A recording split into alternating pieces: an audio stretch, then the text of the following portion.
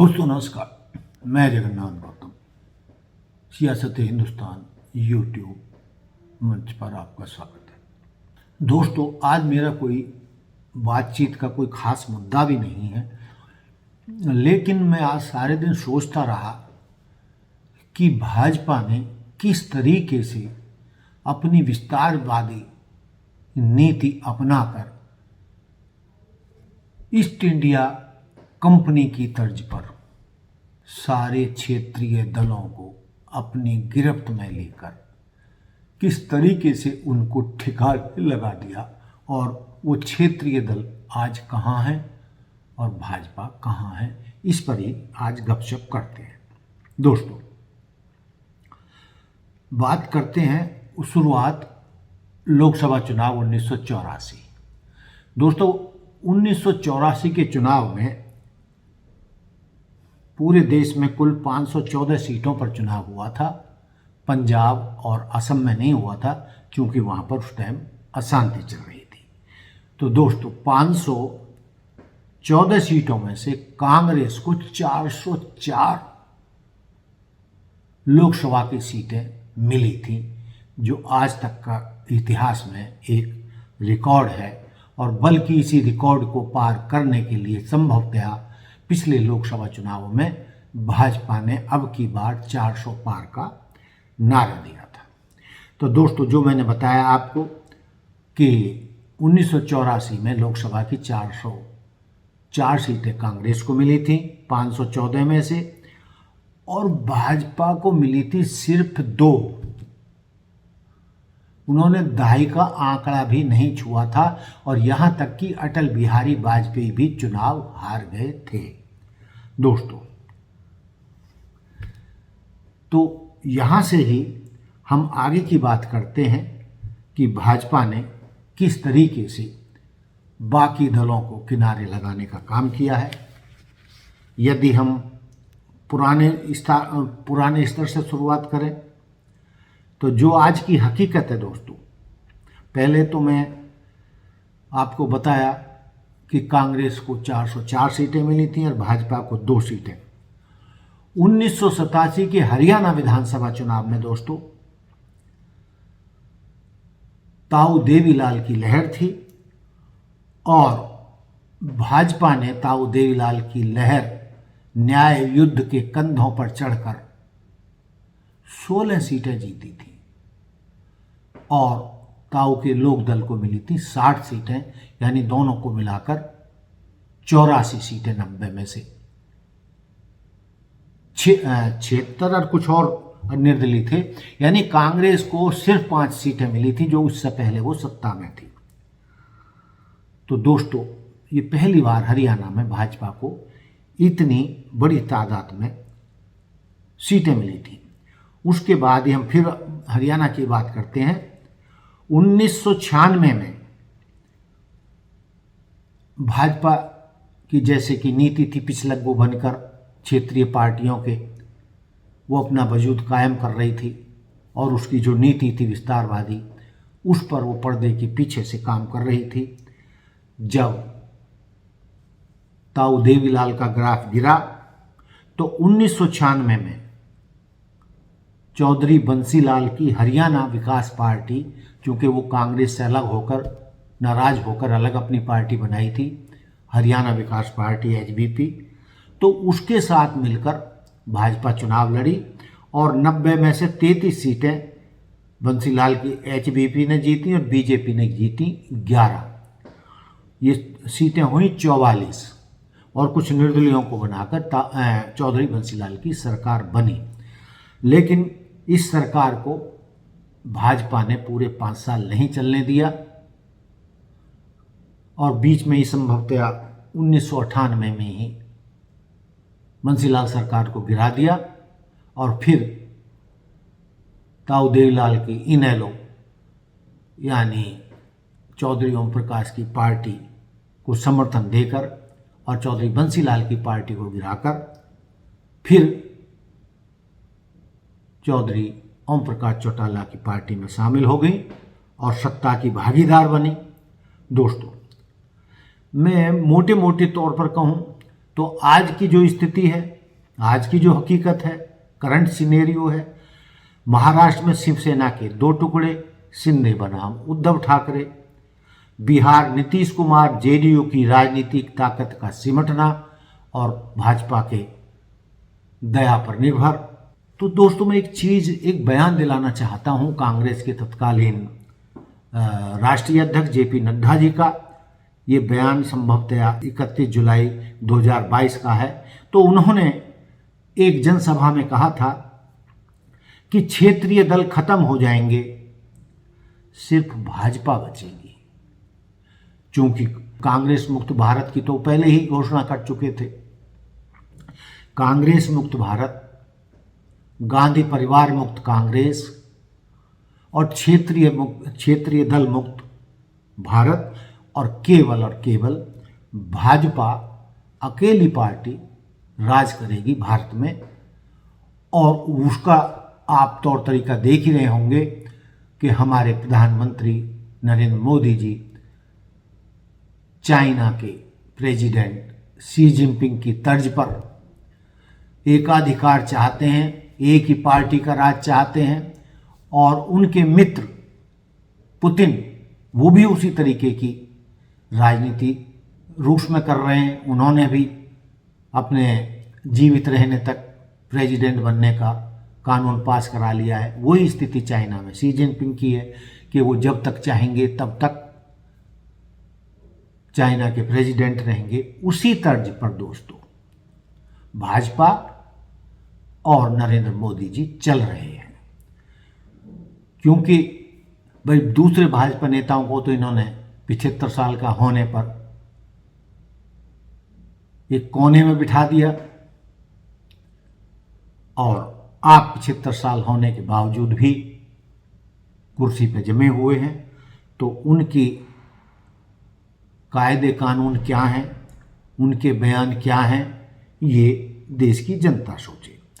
दोस्तों आप जानते हैं कि जो खेल महाराष्ट्र में भाजपा ने किया, दोस्त बनकर वो दुश्मन भी ना करे।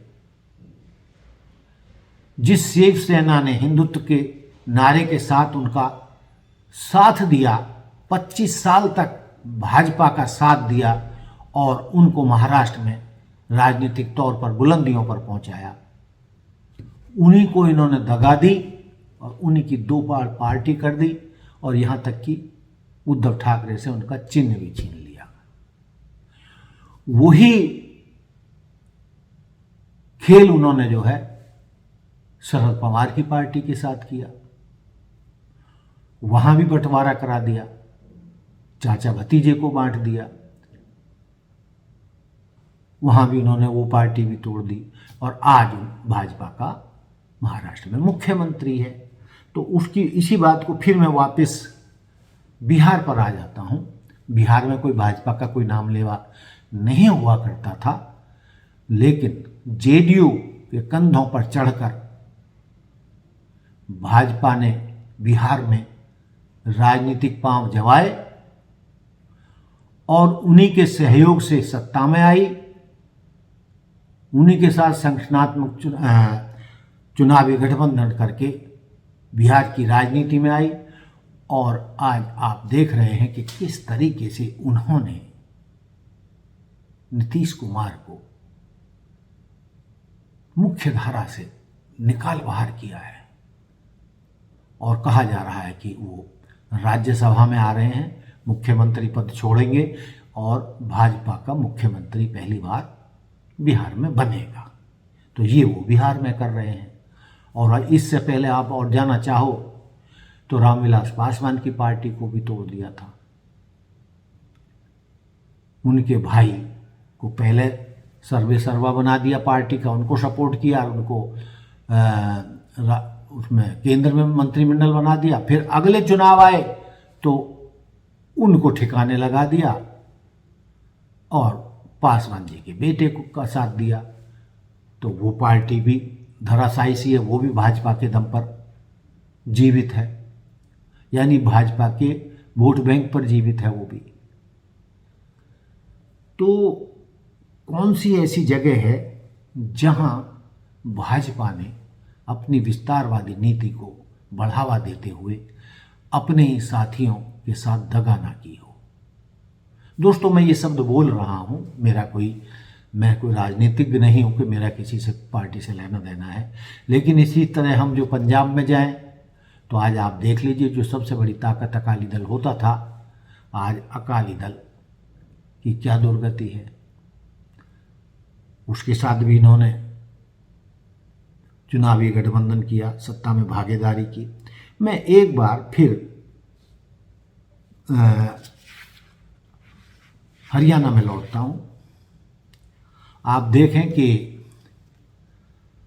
जो एक चुनाव हुए थे हरियाणा विधानसभा के, जब दूसरी बार मनोहर लाल खट्टर जी बहुमत से दूर रह गए थे, उनको सिर्फ 40 सीटें मिली थीं, तो उन्होंने ताऊ देवीलाल के पोते की जो पार्टी थी जजपा, उनके 10 विधायकों को साथ लेकर सत्ता में आए और मुख्यमंत्री बने। लेकिन जैसे ही अगले चुनाव आए, दुष्यंत चौटाला, जिनको उन्होंने उप मुख्यमंत्री बनाया था, उनके साथ चुनावी गठबंधन नहीं किया। वो गिड़गिड़ाते रहे और उनको दूध में से मक्खी की तरह निकाल के फेंक दिया। आज दुष्यंत चौटाला की पार्टी जजपा अपने अस्तित्व की लड़ाई लड़ रही है। उसी तर्ज पर यदि हम हरियाणा विकास पार्टी की बात करें तो 1996 में इन्होंने उसको तोड़ दिया था, मतलब उसको छोड़ के ओम प्रकाश चौटाला की पार्टी के साथ आ गए थे, उनके साथ सत्ता में भागीदारी की। लेकिन दोस्तों, जो हम चौधरी बंसीलाल की बात कर रहे हैं, तो उनकी पार्टी का तो कोई नाम लेवा नहीं है, लेकिन हाँ, उनकी पुत्रवधू किरण चौधरी को वो भाजपा में ले आए और चौधरी बंसीलाल की पोती श्रुति चौधरी को भी भाजपा में ले आए। आज बंसीलाल का कहीं कोई राजनीतिक अस्तित्व नहीं है। उसी तर्ज पर मैंने जजपा का बता दिया कि उसको भी किनारे लगा दिया। इन्होंने छोड़ा किसको है? महाराष्ट्र में इन्होंने खेल किया, अब बिहार में खेला कर दिया, पंजाब में अकाली दल को तोड़ दिया या कमज़ोर कर दिया, आज उनको किसी स्थिति में नहीं है। और मैंने हरियाणा विकास पार्टी की बात कही, वो अस्तित्व में नहीं है। जजपा को इन्होंने खराब कर दिया, वो सत्ता से बाहर बैठे हैं, उनके साथ सत्ता में न भागीदारी की, न चुनाव आने पर उनके साथ चुनावी गठबंधन किया। दुष्यंत चौटाला आज बाहर बैठे हैं और अपने अस्तित्व की लड़ाई लड़ रहे हैं। और भाजपा 48 सीटों के साथ, पूर्ण बहुमत के साथ हरियाणा में राज भोग रही है, यानी सत्ता चला रही है। दोस्तों, जो पार्टी 1984 में 2 सीटों पर थी, वो 2014 में संभवतः 272 तक पहुंची थी, 2019 में 302 तक पहुंची थी। लेकिन दोस्तों, ये गनीमत है कि पिछले लोकसभा चुनाव में जो 2024 में हुए थे, उसमें उसको बहुत गहरी चोट लगी।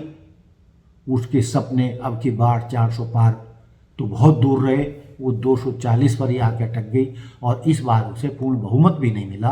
और दोस्तों, मुझे यह कहते हुए कोई गुरेज नहीं है कि आज की तारीख में भाजपा अपने सहयोगी दलों के सहारे केंद्र में सत्ता पर काबिज है। लेकिन दोस्तों, एक दिन आएगा कि जो तथाकथित उनके साथी हैं, एक एक करके उनको भी भाजपा किनारे लगा देगी।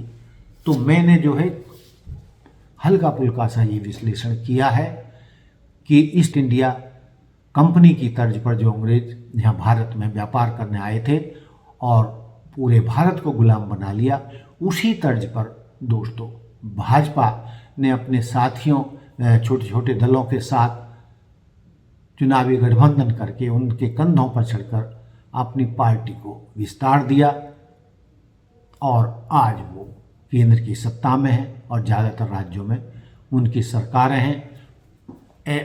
ऐसा कोई सगा नहीं जिसको भाजपा ने ठगा नहीं।